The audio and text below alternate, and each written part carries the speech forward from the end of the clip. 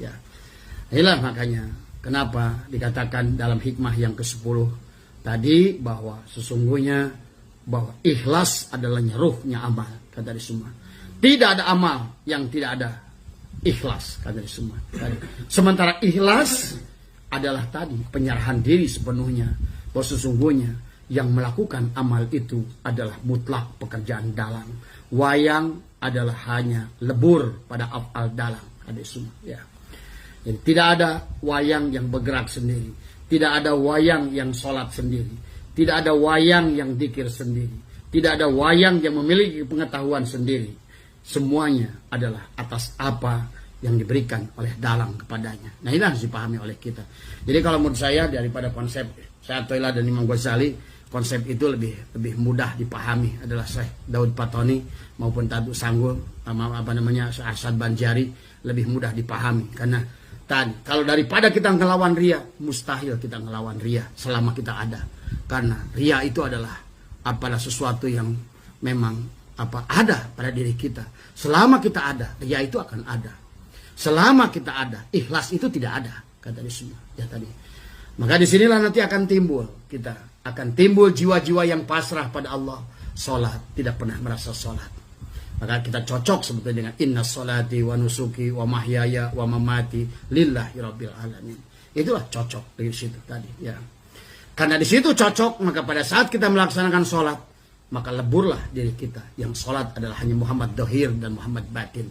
Muhammad Dohir adalah memuji pada Muhammad at-tahiyyatul mubarakatus salawatut thayyibatul lillah. Assalamu alayka. Maka Muhammad Batin memuji kepada Nabi.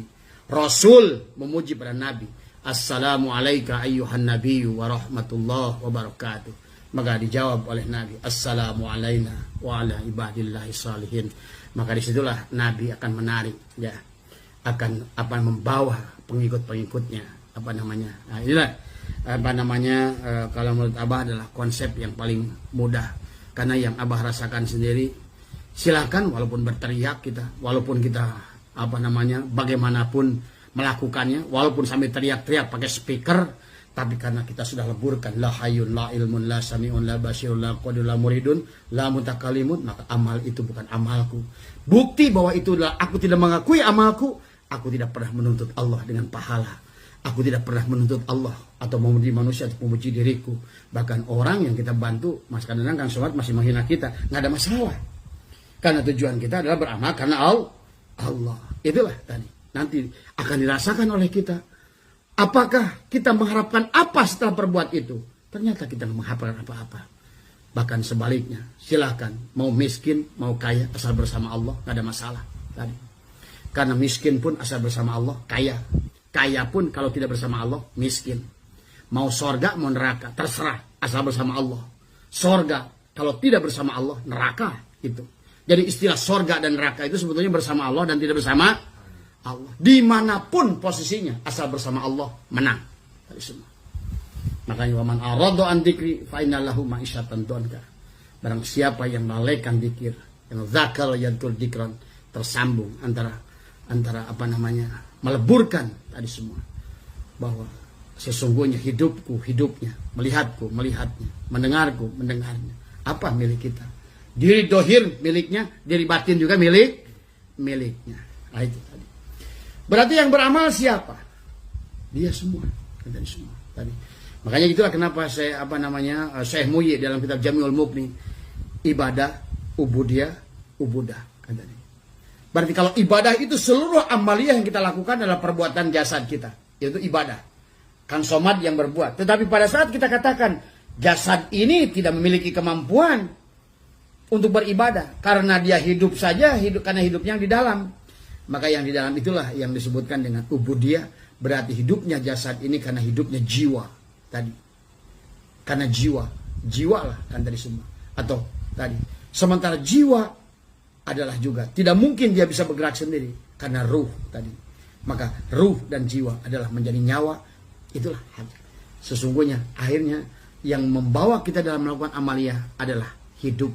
Hiduplah yang membuat orang bisa sholat. Hiduplah yang membuat orang bisa melakukan kerja di kebun. Berarti siapa yang nelayan? Hidup. Siapa petani? Hidup. Siapa yang nanam beras? hidup. Berarti segala yang melakukan apapun di alam ini hanya hidup. Itulah tadi. Maka kalau sudah memahami konsepnya tadi, makanya kenapa Abah ada konsep al-inabah tadi semua. Apa itu al-inabah?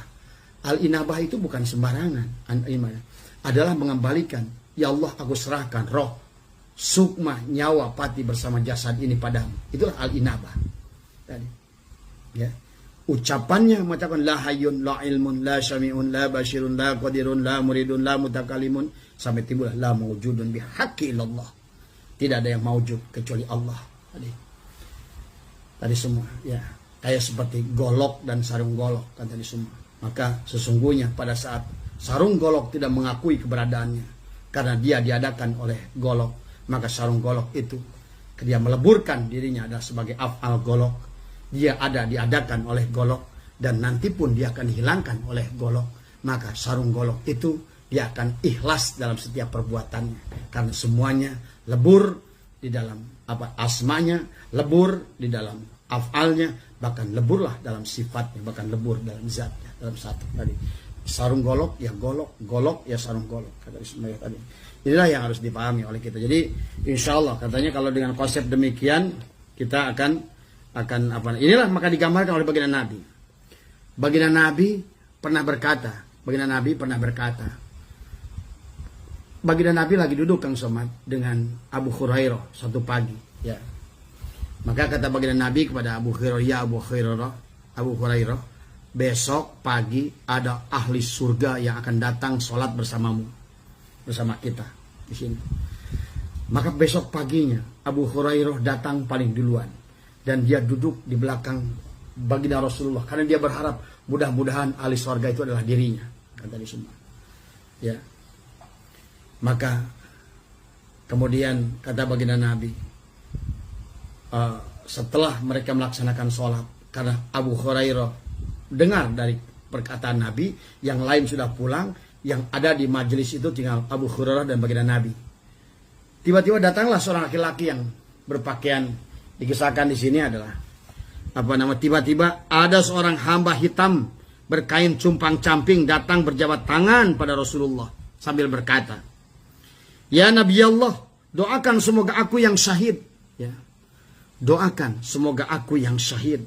Jadi, maka Rasulullah SAW berdoa sedang kami mencium bau kasturi dari badannya.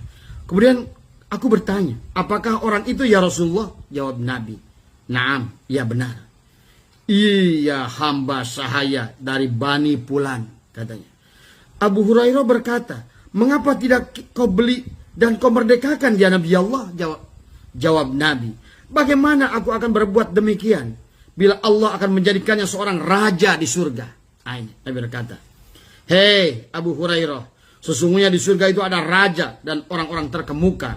Dan ini salah seorang raja yang terkemuka." Nah, kemudian hai Abu Hurairah, Nabi berkata, "Sesungguhnya Allah berkasih kepada makhluknya yang suci hati, yang samar, yang bersih, yang terurai rambut." Kemudian dikatakan, yang bila akan masuk kepada raja tidak diizinkan, bila meminang wanita bangsawan tidak diterima, bila tidak dicari, bila hadir tidak dihirau, bila sakit tidak dijenguk, bahkan bila mati tidak dihadiri jenazahnya. Dikatakan, inilah. Ketika sahabat bertanya, "Tunjukkan pada kami seorang dari mereka." Jawab Nabi, "Itulah Uwais Al-Qarni," katanya, ya. Seorang berkulit coklat, lebar kedua bahunya, sedang tingginya, selalu menundukkan kepalanya sambil membaca Al-Quran, tidak terkenal di bumi, tetapi terkenal di langit. Andaikan ia bersungguh-sungguh minta sesuatu kepada Allah, pasti diberinya. Di bawah bahu kirinya ada bekas belang sedikit. Hei